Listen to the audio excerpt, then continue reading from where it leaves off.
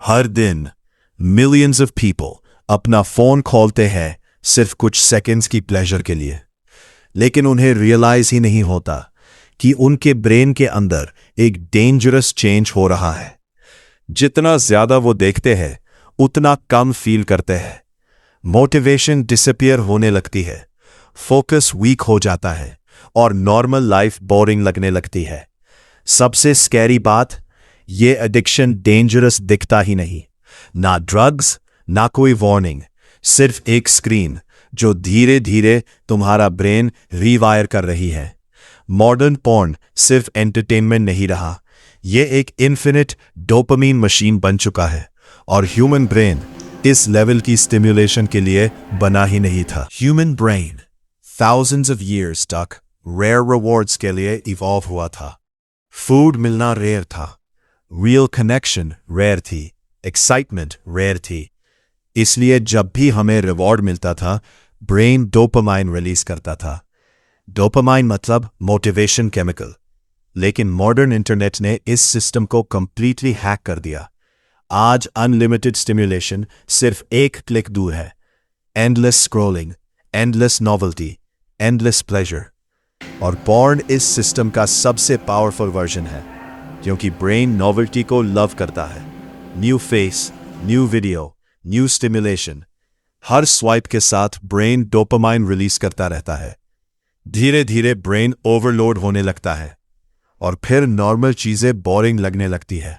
Studying boring, working boring, real conversations boring, क्योंकि real life instant dopamine नहीं देती। सबसे डेंजरस पार्ट एडिक्शन नहीं है, सबसे डेंजरस पार्ट है डिसेंसिटाइजेशन। मतलब ब्रेन की प्लेजर फील करने की एबिलिटी वीक होने लगती है। सेम कंटेंट अब उतना एक्साइटिंग नहीं लगता, इसलिए ब्रेन स्ट्रॉन्गर स्टिम्युलेशन डिमांड करता है और इसी साइकिल में इंसान फंसने लगता है। धीरे धीरे इफेक्ट्स दिखने लगते हैं। Low motivation, weak focus, brain fog, low energy, loneliness, anxiety. और प्रॉब्लम सिर्फ पॉर्न नहीं है, एंटायर मॉडर्न इंटरनेट अटेंशन के लिए compete कर रहा है।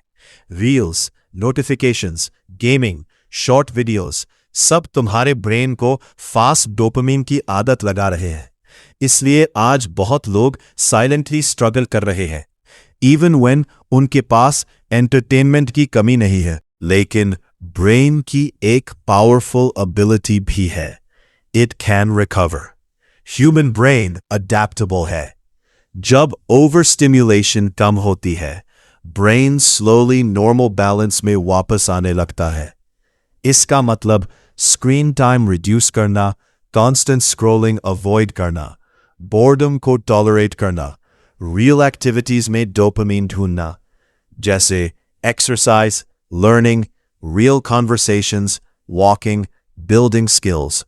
स्टार्टिंग में नॉर्मल लाइफ बोरिंग लगेगी, क्योंकि ब्रेन अभी भी हाई स्टिम्युलेशन का एडिक्टेड होता है।